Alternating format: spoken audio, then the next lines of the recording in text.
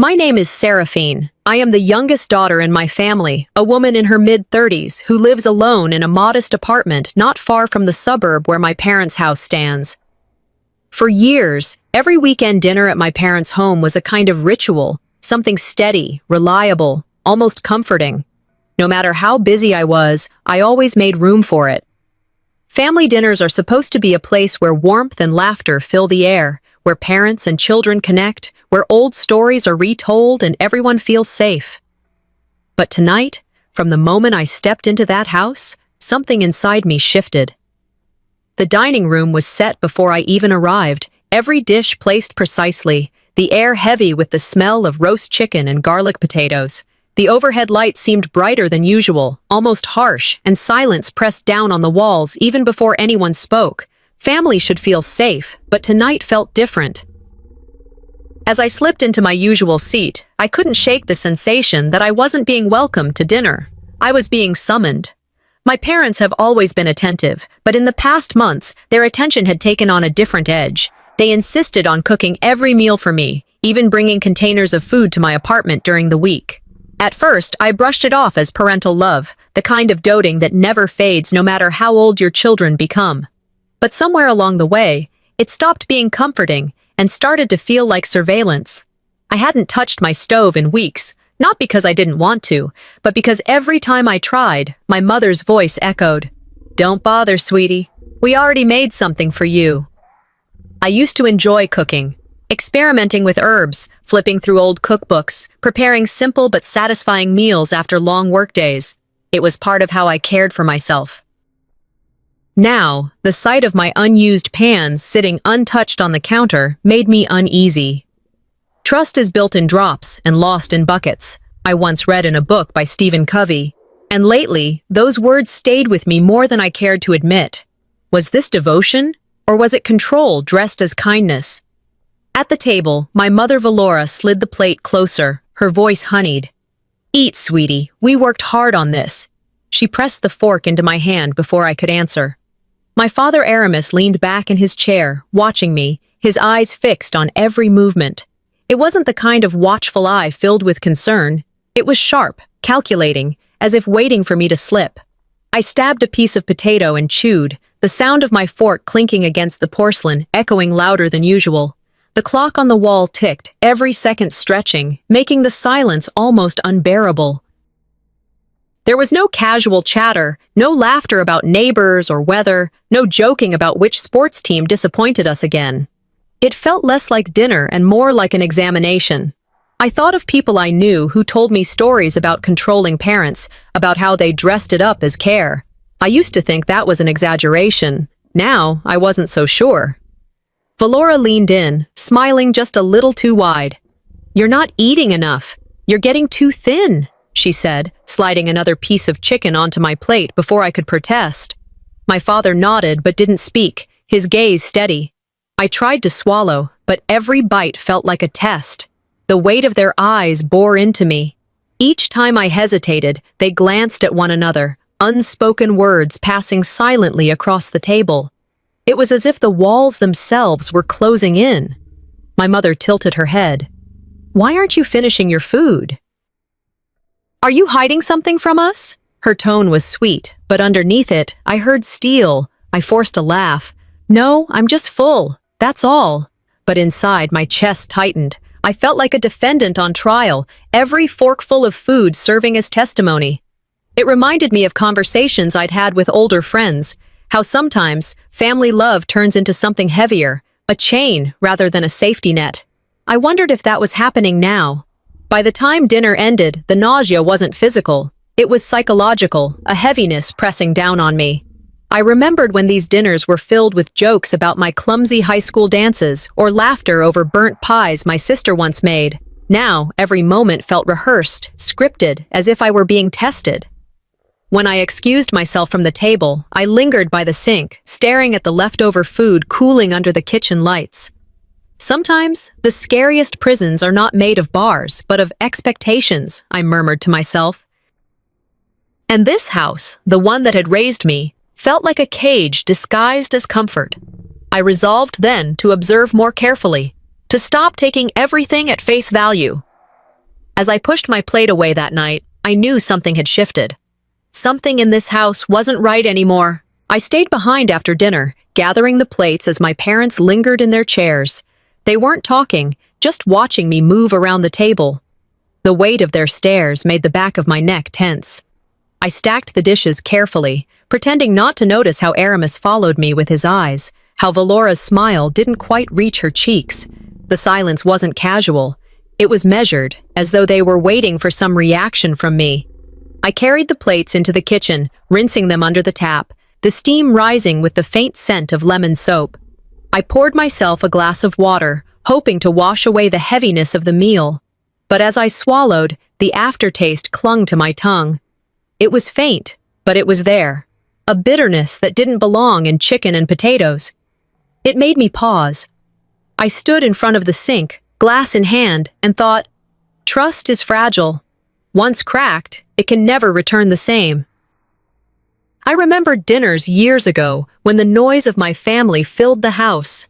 We used to argue about movies, laugh about clumsy stories, tease each other until my father shook his head with a grin. Tonight felt like the opposite. The walls echoed not with laughter, but with a silence so thick it made me restless. I sat back down at the table. My fork touched the last piece of chicken on my plate.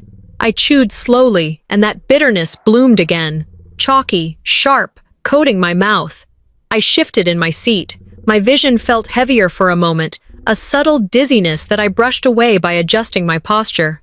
If something feels wrong in your gut, don't ignore it, someone had once told me. Those words rang in my ears as I looked down at the plate. I glanced up, just to see their eyes. Valora was already watching, her lips pressed into a faint line of anticipation. Aramis leaned forward ever so slightly. When I set my fork down, they looked at each other, a silent exchange. Is it too much? My mother asked gently, tilting her head like a nurse coaxing a patient. No, I said quickly, my throat dry. Just slowing down.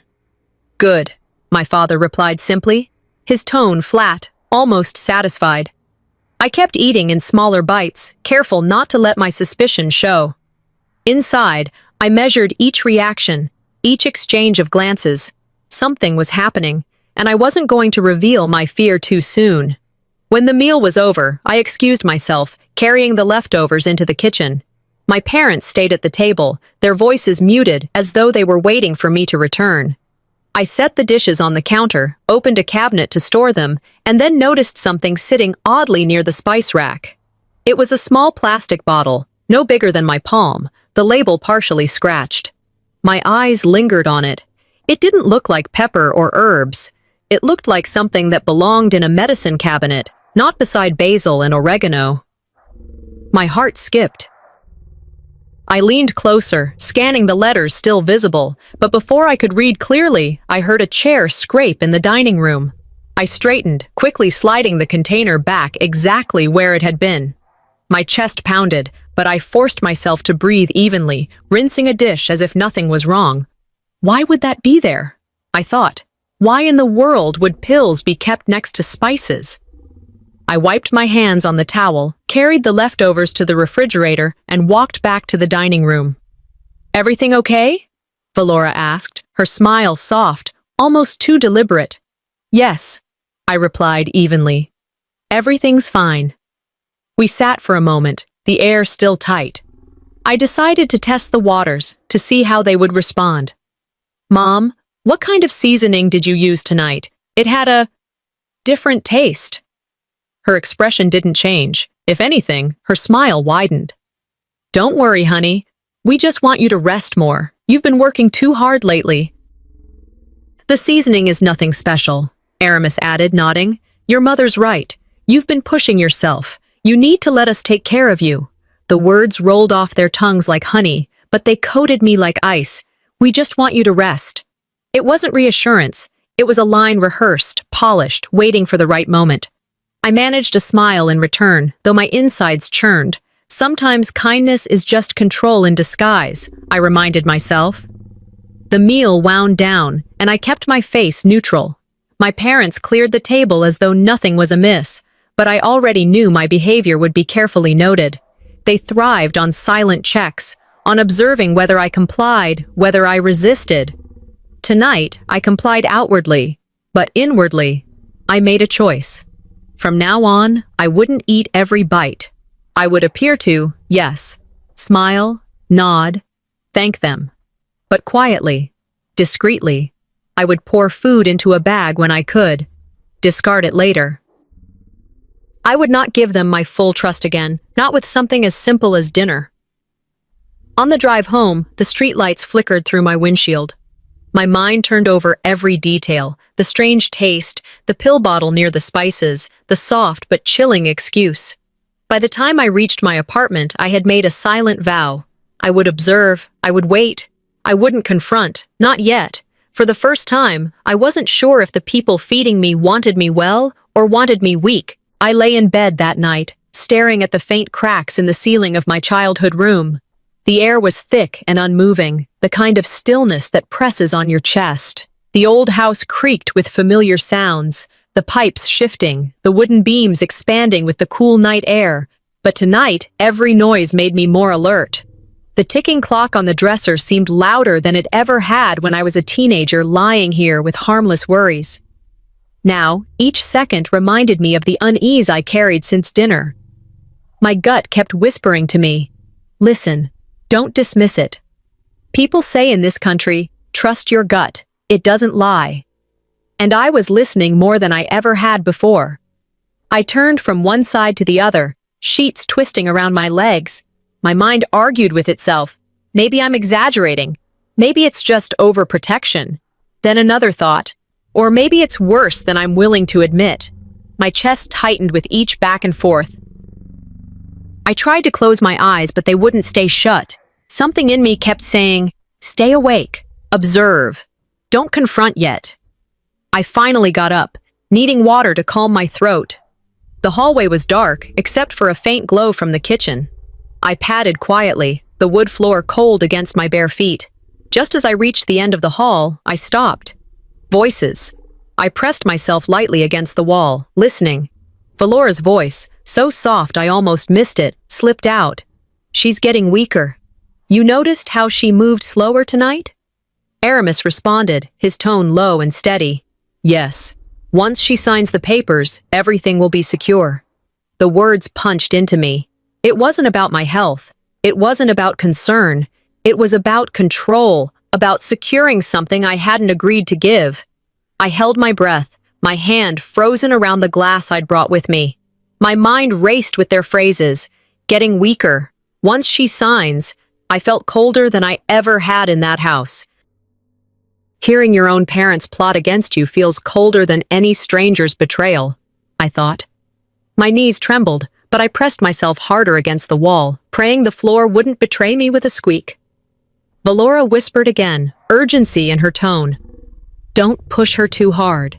We can't let her suspect." Aramis muttered, "She won't suspect. She trusts us." I wanted to scream, to walk in and demand answers, but my instincts told me no, not now. I backed away, step by silent step, and returned to my room. My heart pounded so violently that I could hear it in my ears. When I closed the door behind me, my legs almost gave way. Sitting on the edge of the bed, I tried to catch my breath. Betrayal has a sharp edge, but when it's your parents, the blade cuts deeper. With friends, if they betray you, you can walk away. With parents, where do you go? The very foundation I was raised on now felt like quicksand. I thought back to all the years of trust I had given them without hesitation. Trust that now seemed like a weapon being turned against me. My body shook, but I forced myself to whisper aloud, "Don't let them see fear. Build your defense." Quietly. I laid down, but sleep didn't come easily. When it did, it was no comfort. In the dream, I was back at the dinner table. The food lay before me, untouched, but my arms were bound to the chair. Valora stood beside me, spoon in her hand, smiling gently as if coaxing a child. Aramis pressed down on my shoulder, his grip firm, unyielding. Their whispers came first, just like in the kitchen. But in the dream they grew louder, clearer, echoing like commands. "Sign it, or you'll regret it," they chanted, their voices overlapping. The room darkened, the table stretched endlessly, and I struggled against the ropes. My throat tightened as the spoon came closer, the smell of bitter powder filling my nose. I gasped awake, drenched in sweat, my sheets damp against my skin. My chest heaved as I sat up, clutching the blanket as if it could shield me. The dream wasn't random. It was my mind absorbing what I had overheard. It was my subconscious showing me the truth in a way I could no longer ignore. Fear coursed through me, but right behind it came anger. That anger, like a coal in my chest, kept me awake the rest of the night. If they thought I was weak, they were wrong. If they thought I would stay silent forever, they underestimated me. As the first light of morning crept through the blinds, I sat by the window, a mug of coffee cradled in my hands. The steam fogged my glasses as I whispered to myself, "I will not let them turn me into their victim." I remembered an old saying, "Fool me once, shame on you. Fool me twice, shame on me." That morning, I vowed the next move would not be theirs. It would be mine. I woke the next morning with the nightmare still clinging to me like a damp shadow. My body was stiff from a restless night, and the bitter taste of unease lingered stronger than any coffee I could brew. I sat at my kitchen counter with the mug steaming between my palms, staring at the swirling dark liquid as if it could give me answers. My parents' whispers echoed in my head. "She's getting weaker. Once she signs, everything will be secure." "Trust, but verify," I muttered under my breath, recalling the old Reagan quote. That had been my father's favorite phrase whenever he justified checking on my homework as a girl or digging through my brother's glove compartment after curfew. How ironic that those words came back to me now. Except this time, I would apply them against him. If they thought I would remain a passive bystander while my future was rewritten behind closed doors, they didn't know me.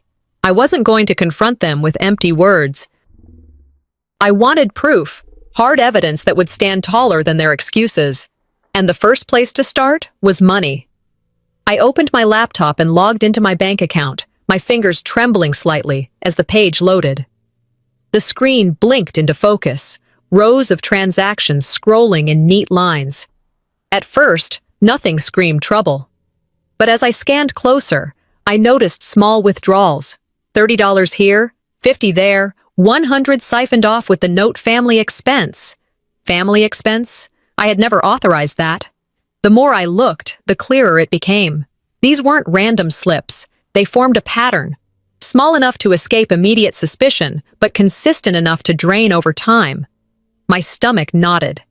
Seeing money vanish without my consent felt like watching my future slip through my hands in real time. I whispered to myself, "So this is it. Not just dinner." Not just whispers.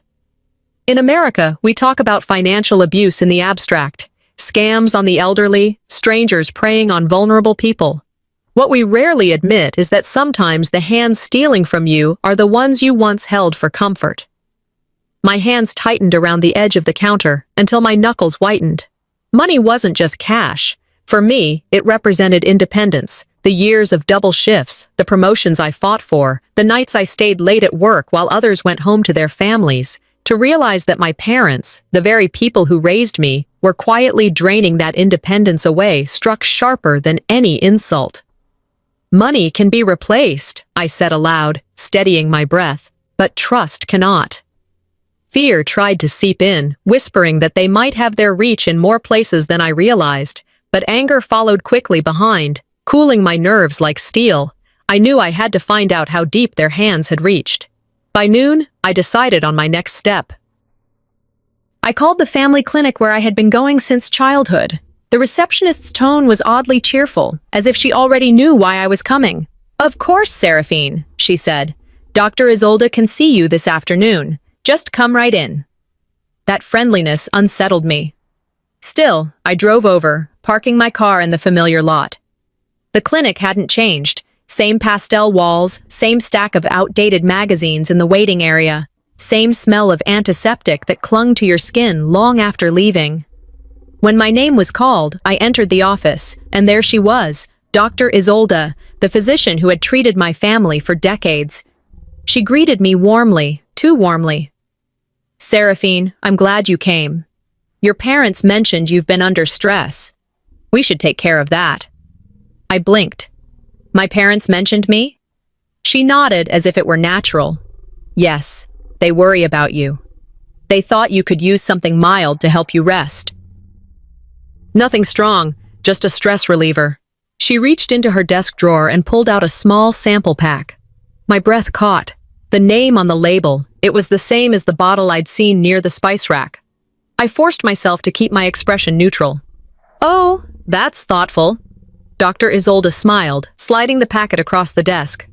It's safe, just one pill before bed. You'll sleep better, feel lighter. Trust me.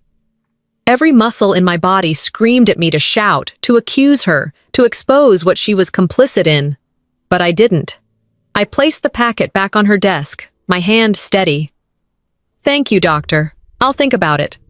Her smile faltered for a second, but she recovered quickly. Of course, no pressure. I walked out calmly, nodding to the receptionist who gave me the same too bright smile. Inside, though, I was seething. The realization hit me like a wave. This wasn't just about food. It wasn't just about whispers in the kitchen. It was about orchestrated control, from my parents' dining table all the way to the clinic that was supposed to safeguard my health. By evening, I was back at my apartment. I laid everything out on the table, the bank printouts, the notes from the doctor's office, the mental snapshot of the pill bottle by the spices, proof that my suspicions were not paranoia, but reality. I looked at the evidence and whispered, they weren't just feeding me, they were feeding me lies too. I felt fury harden into something sharper. Strategy. I would not lash out blindly. I would gather more. I would prepare. And when I finally moved, it would be with precision. That night, as I turned off the lights, my own home no longer felt like a sanctuary. It felt like a watchtower in enemy territory. When my aunt invited me to her weekend barbecue, I accepted with relief. After the week I had just endured, the whispers in my parents' kitchen, the unsettling discovery at the doctor's office, I wanted nothing more than to be around the larger family, where the laughter of cousins and the chatter of children might drown out my unease. As I parked near her house, the air carried the smell of grilled corn and smoky ribs. The backyard was alive with the kind of noise that usually warms me. Kids chasing each other with sticky hands, uncles arguing about football, and my aunt orchestrating the buffet table like a general leading her troops. For a moment, I let myself believe I had walked into safe territory. Family gatherings, after all, are supposed to remind us of our roots, of where we belong. I told myself, maybe today will feel normal again. I joined a small circle of relatives near the patio, exchanging hugs, answering polite questions about work, nodding at half-remembered stories from years past. But it didn't take long before I noticed something peculiar. The smiles were thinner than usual. A cousin's eyes slid over me with pity. Another aunt avoided conversation altogether, turning instead to refill her drink. I caught snippets of whispers as I passed groups standing by the grill. One voice floated to my ear, low but unmistakable. Poor Seraphine, she's too weak. Her parents have to do everything for her. I stopped mid-step, the words sticking like thorns. I didn't turn around immediately. Instead, I moved toward the cooler, lifted a soda, and used the moment to breathe. Inside my chest, humiliation churned hot. It didn't take long for me to piece it together. Aramis and Valora had been spreading lies, framing me as fragile, incapable, a burden who needed constant care. I stood alone for a while, listening to more fragments. She can't handle the stress. It's sad, really. Her parents sacrificed so much. The sting wasn't just the words themselves, it was the way they planted them, softly, strategically, until relatives believed them without question. In tight-knit communities, reputations are built on whispers, and once the story takes root, truth struggles to breathe. I smiled tightly at a cousin who passed, but inside, I wanted to scream, not here, not now. I reminded myself, observe first. Evidence matters more than outrage. I thought I had escaped the scrutiny for the day, but then Zahara, my older sister, approached. Her face was set, her tone sharp even before she opened her mouth. "Why are you doing this, Seraphine?" she demanded, her arms crossed. I blinked. "Doing what?" "Spreading these ridiculous stories about Mom and Dad. They've done nothing but look after you, and now you're trying to make them out as villains?" My breath caught. "Zahara, I never—" She cut me off.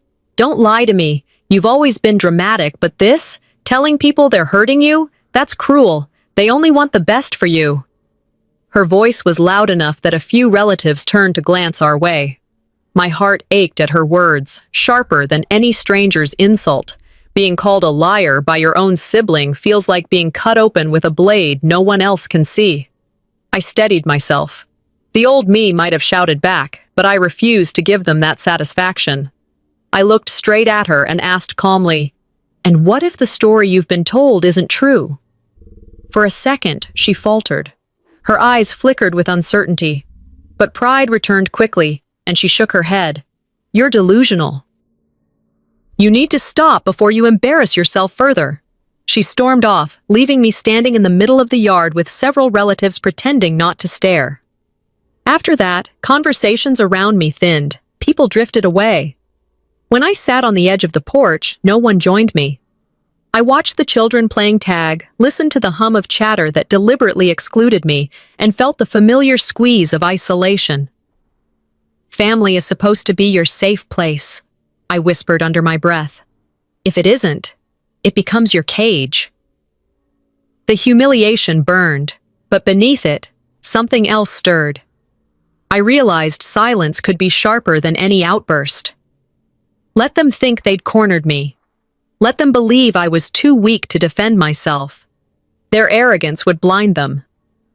As dusk settled and the party wound down, I slipped out quietly, hugging no one, thanking no one. The drive home was filled with headlights and the low hum of the radio, but my thoughts were louder. Yes, I was angry. Yes, I felt betrayed. But anger, when directed, can be powerful fuel.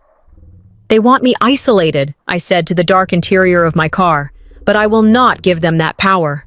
By the time I pulled into my driveway, I had decided they could wage war with whispers, but I would answer with proof. The morning after the family gathering, I sat at my kitchen table, coffee cooling in front of me, papers scattered across the surface, bank printouts, notes scribbled in my own handwriting, small reminders that the suspicions in my heart were no longer shadows, but forming into shapes I could not deny. The apartment was quiet, too quiet, and I found myself whispering aloud. Sometimes quiet screams louder than words. I thought about how humiliating it had been to sit at the edge of my aunt's yard, my relatives avoiding me, their eyes heavy with pity. Their silence had stung more than open accusations. Now, here, away from all of them, the silence pressed against me differently, like it wanted me to fold into it, to accept their version of the truth. I shook my head. Exhaustion weighed on me, yes, but beneath it, I felt a thread of determination weaving tighter. I stood, poured the rest of my cold coffee down the sink, and decided to step outside for some air. The mail had piled up over the past few days. Maybe the small act of retrieving it would ground me.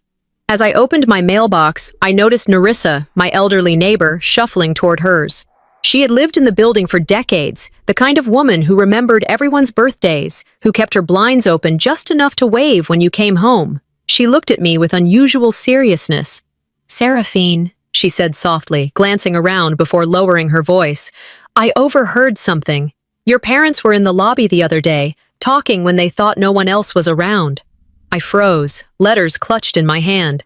"What did you hear?" Her wrinkled fingers gripped the side of the metal box as if steadying herself. "They mentioned your money. Said something about moving it before she notices. Dear, you need to be careful." The world tilted slightly, as if her words had knocked me off balance. I swallowed hard. "You're certain that's what they said?" She nodded firmly. "I may be old, but my ears still work. I know what I heard." A chill ran straight down my spine. I hadn't told anyone, no one, about the strange withdrawals, the whispers, the pill bottle near the spices, and yet here was Narissa, a woman with no stake in my drama, confirming everything I feared. "Thank you," I whispered, my voice steadier than I felt. "Truly, thank you." She touched my arm briefly. We all think family means safety, but I've lived long enough to know that sometimes it's the people closest to you who hold the knife. Protect yourself. I carried her words with me as I returned to my apartment. Once inside, I set the letters down and sat on the couch, staring at the wall. Her voice echoed, not as gossip, but as truth told by someone who had nothing to gain. Seeing betrayal through an outsider's eyes cut even sharper. It made it real in a way that my suspicions alone could not. There's a saying Americans use: if 3 people tell you you're drunk, sit down. I hadn't wanted to accept it, but now, with Narissa's warning, I realized denial was no longer an option. Fear still lived in me, yes, but it was beginning to share space with something else. Focus. I pulled out my notebook and began to sketch a plan. Allies. Proof. Silence as my shield until the right moment came. Later that afternoon, as I was jotting notes, the phone rang. The name on the screen made me pause. Grandma Leora. I hadn't spoken to her in weeks. My heart softened as I answered. Grandma? Her voice trembled slightly with age, but carried a weight that made me sit straighter. Darling, I've been thinking about you. Something feels wrong. I can't shake it. I closed my eyes, pressing the phone tighter to my ear. Grandma, it's complicated. She didn't let me dodge. I know your parents. I've seen them weave stories before. Don't you dare let them write yours. You hear me? Tears pricked at my eyes, not from weakness, but from relief. I hear you. You're not alone, Seraphine, she continued. Blood doesn't always mean loyalty. Family isn't who shares your blood. It's who stands beside you when the knives are out, and I will stand beside you. I bit my lip, a shaky laugh breaking through. I needed to hear that. Her voice softened. I know, and I'll keep saying it until you believe it. Stay strong. Stay smart. When the call ended, I sat there for a long while, the echo of her words warming the cold corners of my mind. I wasn't foolish enough to think everything was fixed, but the loneliness that had weighed on me for weeks was beginning to lift. That night, I pulled out a journal and began writing everything. The withdrawals, the whispers, the doctor's pills, Narissa's warning, my grandmother's call. Page after page, I laid out the evidence, each word another stone building the wall of truth I would soon reveal. As I closed the journal, I whispered into the stillness. I wasn't imagining it. And I'm not fighting alone anymore. After my grandmother's call, I sat in the quiet of my apartment and laid everything out on the dining table. The room looked less like a home and more like a war room. Papers stacked in uneven piles, bank statements highlighted, scribbled notes spread out like evidence in a courtroom. I traced the lines of numbers with my finger, forcing myself to look at the reality I wanted so badly to dismiss. My parents were not protecting me. They were circling me, waiting for the moment I would stumble so they could secure everything I had worked for. The apartment was so quiet, I could hear the hum of the refrigerator. I took a deep breath, steadying myself. Fear had been my constant companion these past weeks, but now something else had settled in its place, resolve. An American saying came to me, "Don't get mad, get even." I wasn't going to shout, I wasn't going to argue. I would make myself untouchable. If they wanted me weak, I whispered to the still air, I will make myself untouchable. The next morning, I drove downtown to meet Alara, a lawyer recommended by an old colleague. The office was discreet, tucked between a bookstore and a coffee shop, nothing flashy, but when I walked in, I felt a steadiness in the air. Alara, a woman in her 50s with sharp eyes softened by empathy, shook my hand firmly and guided me into her office. "Tell me everything," she said, her tone calm but commanding. I laid out the details, the unexplained withdrawals, the whispers, the pill bottle, the doctor who offered me medication without reason. She listened, pen moving across her notepad, occasionally looking up to meet my eyes with quiet intensity. When I finished, she leaned back in her chair. "You're right to be cautious. What you're describing isn't just interference, it borders on financial abuse, and it's not uncommon, unfortunately. But you don't have to remain vulnerable." I asked, my voice tight. "What can I do?" Her eyes sharpened.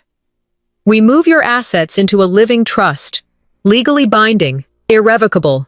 It shields your money from unauthorized access. If they try to touch it again, they won't be able to. My breath caught. So they'd be locked out?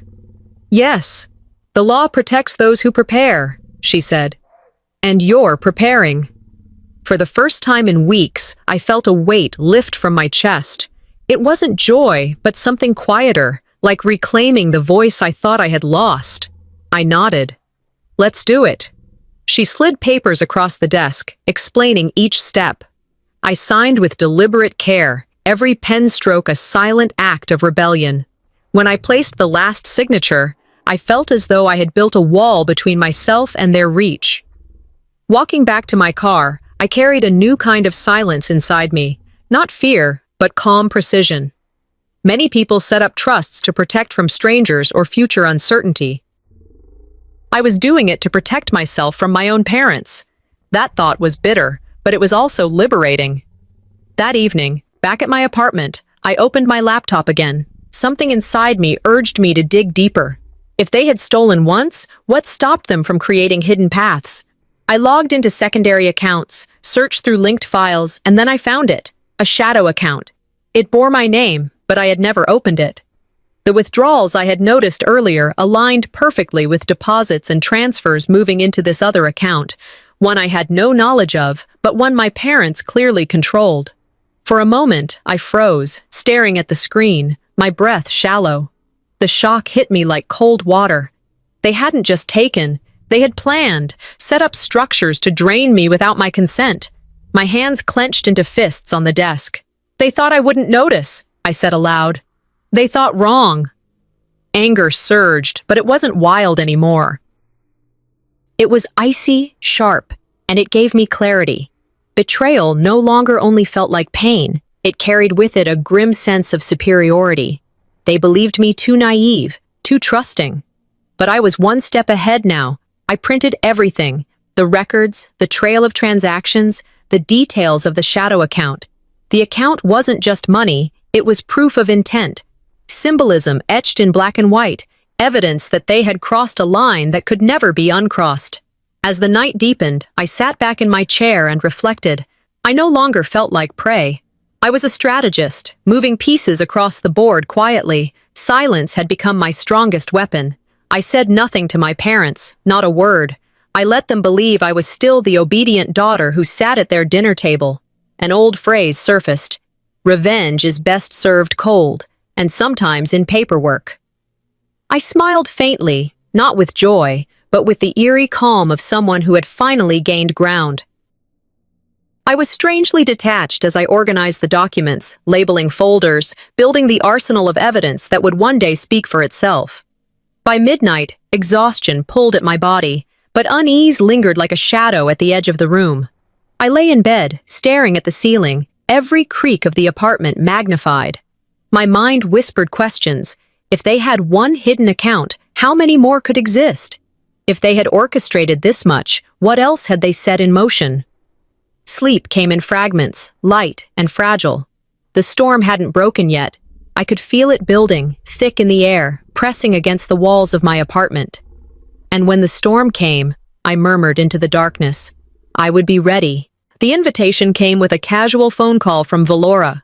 Her voice was light, almost cheerful, as if our lives hadn't been unraveling. Come home for dinner tomorrow, sweetheart. We miss you. Every part of me knew it was a performance, but I agreed. Sometimes the best way to learn your opponent's moves is to let them think they still control the game. The next evening, I walked into the house I knew so well. The smell of roast beef and baked rolls filled the air, the same dishes they used to make when I was younger. At first glance, everything looked ordinary, the dining table perfectly set, soft music playing in the background.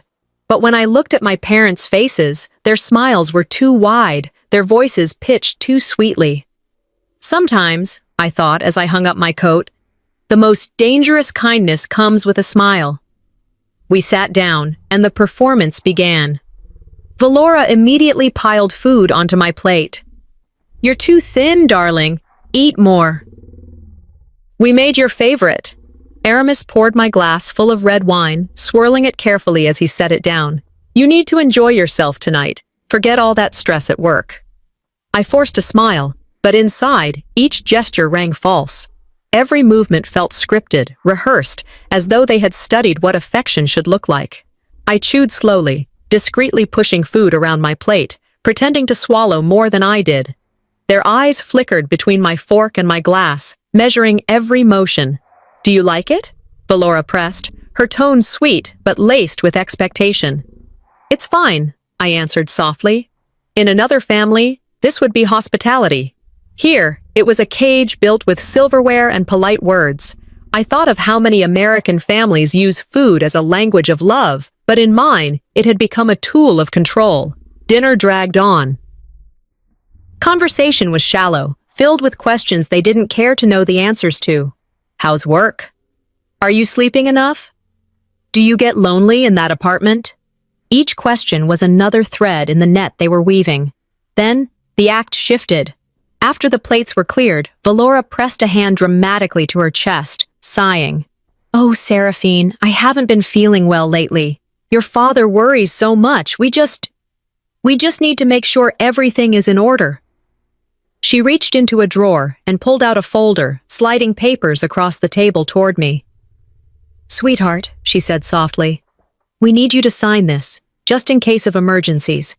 It'll help us manage things if something happens suddenly. It's all for the family. My pulse quickened. I glanced at the papers and, just as I suspected, they were disguised power of attorney forms, documents that would hand them control over my finances, my decisions, my independence. I leaned back, keeping my face neutral. If this is just for emergencies, why the rush? Why not let me look it over carefully? Valora's eyes flashed for the briefest moment before softening again. Because emergencies don't wait, darling. You'll be glad you signed when the time comes. Aramis nodded solemnly. It's not about us. It's about you. We've sacrificed so much for you. It's time you let us help. Guilt, dressed as duty. I remembered a phrase. Guilt is the favorite weapon of manipulators. And here it was, wielded with precision by the people who claimed to love me most. I slid the papers back across the table. I'll think about it. My voice was calm, steady. Inside, fury burned. The evening wasn't finished. Later, when Valora went to tidy the kitchen, she found something that shattered the facade. In the trash sat a napkin where I had discreetly spit out food, wrapped carefully but not carefully enough. Her voice turned sharp, shrill. You didn't eat it. You don't trust us, after everything we do for you? Aramis slammed his fist against the table, the wine glasses trembling. You dare insult your mother like this? I froze, but not from fear, from clarity. In an instant, their masks slipped. The smiles vanished, replaced by raw anger, the performance torn away. The house that had felt staged now revealed its true set. I looked at them, not flinching. This was never about care. It was about control. And you can stop pretending now. Valora's face twisted, her voice low and furious. Ungrateful child! Everything we've given you, and this is how you repay us? The humiliation burned, but so did resolve. For once, I didn't argue. I simply stood, gathered my coat, and walked toward the door. At the threshold, I paused, my hand on the knob. I learned something tonight, I said without turning back. Silence can be sharper than shouting. And then I left, the sound of their fury echoing behind me, replaced in my chest with a grim, steady resolve. They wanted obedience, but all they earned was my defiance. In the days after the disastrous dinner, I forced myself into silence. I acted tired, sluggish, subdued whenever I was around my parents. I let them pile food on my plate, let them fuss over me, even nodded with faint gratitude when they told me to rest more. Inside, I was alert, sharper than ever, but I wore the mask of compliance. At the breakfast table one morning, Valora touched my arm lightly. You see, this is better. You're finally letting us take care of you. I smiled faintly, lowering my eyes as though I'd surrendered. Aramis nodded approvingly. Good girl. Things will be easier now. They believed it. I watched the softening of their expressions, the small glow of victory in their eyes. It was almost amusing. Sometimes the best move is to let your enemy believe you're defeated. Beneath the bitterness I carried, I kept my focus on the larger goal. Their confidence began to swell. In hushed conversations that they thought I didn't overhear, they whispered about final steps. One evening, as I passed the study door left slightly ajar, I caught Aramis's voice. "She's calmer now. We can move forward with the legal papers." Valora responded quickly. "Yes, once those are signed, everything falls into place." I stood still in the hallway, holding my breath, letting the words etch themselves into memory. Instead of anger, I felt a cold satisfaction. Arrogance blinds people to the traps in front of them, and they were walking straight into mine.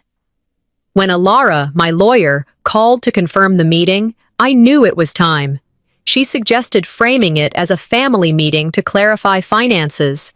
My parents accepted without hesitation, confident enough to think it would end in their favor. The morning of the meeting, my palms were damp, but my heart was steady. I arrived early, the polished wooden table gleaming under the overhead lights. Alara had arranged the papers neatly, her expression calm but firm. "Remember," she told me quietly, "silence can be your strongest weapon here. Let the documents speak." The door opened. Aramis and Valora walked in, accompanied by a lawyer I didn't recognize. They carried a thick binder, heavy with documents they believed would corner me. Valora smiled thinly. "This will settle everything, sweetheart. No more confusion." We sat. Their lawyer began to speak, his tone confident. "My clients have supported Seraphine extensively. Housing, food, financial oversight. It's only appropriate that they have joint control of her assets moving forward. Here are the documents reflecting that." He pushed the binder toward Alara. My parents watched me carefully, waiting for my panic, for my collapse. Instead, I kept my face neutral, my hands folded. Alara remained calm. "Before we proceed, let's review some important documents." She slid a smaller folder across the table. Aramis frowned. Valora reached for it impatiently, flipping through the pages, her face drained of color as she saw the notarized signatures, the dates stamped clearly weeks before today. "These," Alara said evenly, "are the records of my client transferring her assets into a living trust, binding, irrevocable, legally outside of her parents' reach, all completed well before any of this meeting was arranged." The silence was deafening. You could hear the sound of their confidence breaking. Valora sputtered, her voice rising. This can't be legal." Aramis' face darkened, his jaw clenched, but he said nothing. Alara's tone didn't waver. "It is legal. It is final. And any further attempts to interfere will be met with legal consequences." I watched my parents in that moment, the anger in Valora's eyes, the rigid stillness of Aramis. They were cornered, and they knew it. I leaned back in my chair, speaking for the first time. "You wanted control. You wanted obedience. But you underestimated me." For the first time, I wasn't the one being cornered. I wasn't the child at the table, waiting for approval. I was the adult, the strategist who had built a wall they couldn't break through. The emotions tangled inside me. Grim satisfaction that I had protected myself, but also grief. It had come to this. Family ties reduced to legal battles, love twisted into manipulation.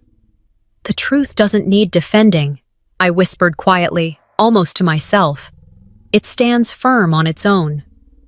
They gathered their binder without another word.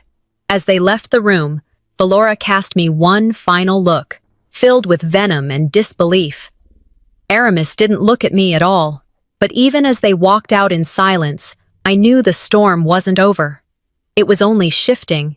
The silence after the legal meeting still clung to me like smoke. My parents had walked out of Alara's office with their binder tucked under Aramis's arm, Valora muttering about illegality and betrayal, but their eyes had betrayed something else. Panic. For once, they hadn't had the upper hand, and for the first time in years, I had walked away with proof, not fear. That night, as I sat at my apartment desk staring at the stack of notarized documents, I knew they wouldn't stop. People like them rarely do. Retaliation was inevitable, and I braced myself. "Truth may walk slowly," I whispered, recalling an old saying, "but it always arrives." The call came 3 days later. An invitation, though it felt more like a summons. My parents had arranged a family gathering at my cousin Daniel's house under the guise of discussing health and inheritance. I almost laughed when I read the message. Health and inheritance, 2 words they used like bait to draw sympathy. Still, I agreed to go. Better to face them in the open than to let their version of the story root unchecked. Daniel's house buzzed with voices when I arrived. Zahara was there, her posture stiff, avoiding my gaze. Cousins lingered in small clusters, whispering. My aunt clutched her Bible in her lap as though it might anchor her through the storm. As I stepped into the living room, I felt the hostility pressing in before anyone spoke. Valora rose dramatically, a hand to her chest. "There she is, our daughter, who thinks we've done her harm." Aramis stood behind her, his voice cutting. "She's been spreading lies, telling people we've stolen from her, poisoned her food, that we're conspiring against her." He scanned the room, his gaze resting on each relative. "It's slander, and it's tearing this family apart." The room was still, all eyes on me. I felt the weight of their expectation. They wanted me to shrink, to falter under the shame. Inside, anger surged, but I forced calm into my voice. They wanted to bury me with shame, I thought, but I brought a shovel of my own. I reached into my bag and pulled out the stack of papers I had prepared. Bank printouts, notarized trust documents, copies of transactions linked to accounts I had never opened. I laid them out on the coffee table slowly, deliberately. "If you believe them," I said steadily, "then look at this. Look at the dates, the signatures. Look at how money disappeared from my account in small, quiet withdrawals. Look at the trust I created, weeks before they tried to drag me into signing papers at dinner." Gasps rippled through the room. My aunt leaned forward, adjusting her glasses. My cousin whispered, "My God." Valora's face flushed deep red. "You've twisted everything." I cut her off, my tone precise, each word sharp. "If they loved me, why did they try to erase me?" Silence fell heavy. Even Zahara's breath caught audibly. My parents' lawyerly facade crumbled in front of the people they had worked hardest to manipulate. It reminded me of what so many dismiss: financial exploitation within families. People imagine it happens only to the elderly, to those who don't understand technology. But here it was, undeniable, laid out in front of cousins and uncles who once pitied me. Valora sputtered, her voice shrill. "We did this for her, to protect her. She's unstable, she doesn't know what she's doing." Aramis slammed his palm against the table. "You will regret humiliating us like this." But the tide had already turned. A cousin muttered to another, loudly enough to reach my ears. "We believed them, and we were wrong." Then Zahara spoke. Her voice cracked as she stood, facing the room. I didn't want to believe her. I thought she was exaggerating. But I can't deny this anymore. "I'm sorry, Seraphine." I looked at her, my chest tight. Validation, though bittersweet, washed through me. Valora shrieked, "Don't you dare turn on us!" But her fury only deepened the silence surrounding her. The more they spoke, the guiltier they appeared. For once, I narrated inwardly, I wasn't the one isolated. They were. The meeting ended not with reconciliation, but with my parents storming out, their shoulders rigid, their voices swallowed by the whispers of relatives who no longer stood in their corner. Later that evening, I sat by my window at home, staring at the city lights. I wasn't celebrating. My chest felt hollow, as though I had cut out something infected but vital at the same time. The cost of truth was high, but so was its reward. "Sometimes," I murmured, recalling another phrase, "blood ties are nothing but rope, useful only to break free." Their masks had fallen, but I knew the wreckage they left behind would still reach me. The morning after the confrontation at my cousin's house, I woke to an apartment drenched in stillness. The sunlight through the blinds painted narrow lines across the floor, but the silence felt heavier than light. I moved slowly into the kitchen, poured myself a cup of coffee, and sat at the table, staring at the steam curling upward. My mind replayed the look on my parents' faces the night before. Valora's flushed anger, Aramis's silent fury, their confidence stripped bare in front of relatives. Victory didn't taste sweet. It tasted like ash. For so long, I had wanted the truth to be known, but the cost of it was bitter. These were my parents, and watching them fall wasn't triumph. It was tragedy. Still, I reminded myself, this was the consequence of their choices. Toxic people rarely stop, but for once, they no longer held the reins. The phone rang, breaking the silence. I hesitated before answering. It was my cousin, Daniel. "Seraphine," he said carefully. "We had no idea. We thought you were exaggerating. I'm sorry." I swallowed. I didn't want to prove it this way, but I had no choice. After Daniel, the calls kept coming. Aunts, uncles, cousins. One by one, they voiced their shock. "We never knew they were draining you. We believed what they told us. We were wrong." Each word was validation, but it landed heavy. Vindication doesn't heal. It only confirms the wound. Then came a text from Zahara. My sister, who had once called me delusional, now wrote, "I feel ashamed. I should have believed you sooner. I see it now." I stared at her message for a long time, my thumb hovering over the screen. Part of me wanted to lash out, to remind her of the pain her disbelief had caused. Instead, I typed back, "It's enough that you see it now." The relief was tangled with grief. Family bonds, once severed, never mend into their old shape. They remain fractured, patched, different. I knew that even as the truth spread, the loss would stay with me. As the day unfolded, I learned more about the collapse of my parents' authority. An aunt who had been helping them financially called me, her voice sharp with betrayal. "They lied to me, Seraphine. They told me they were helping you. I canceled the transfer. I won't give them another cent." Neighbors, too, began to murmur. I overheard one while leaving my building. "Did you hear about Aramis and Valora taking from their own daughter?" The disgrace spread quickly, and for once, I wasn't the target of whispers. I reflected on the irony. The people who once commanded rooms with their presence now found their words echoing back hollow. They used to carry authority like armor. Now every sentence they uttered carried the weight of suspicion. I thought of the saying, "Character is destiny," and theirs had caught up to them. That night, as the calls slowed and the quiet returned, I sat by my window, staring at the dimming horizon. The weight of broken bonds pressed down on me. American culture loves to praise independence, to celebrate the idea of standing on your own. But no one talks enough about the grief of walking away from family, about how painful it is to choose distance from those who raised you. I whispered to myself, I feel both free and lonely. The bittersweet truth settled deep.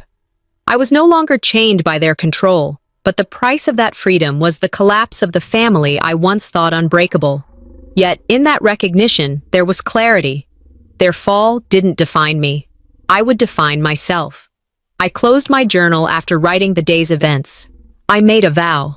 I would protect my life, rebuild relationships that mattered, and leave behind the ones that had poisoned me. Sometimes the only way to heal, I wrote, is to stop returning to the place that broke you. But even broken bonds leave shadows, and mine returned the very next night. The day after the family meeting at Daniel's house, I woke to a peculiar kind of calm. It wasn't joy, not relief either. More like the quiet after a long, violent storm. My apartment seemed almost too still, as if it too was holding its breath.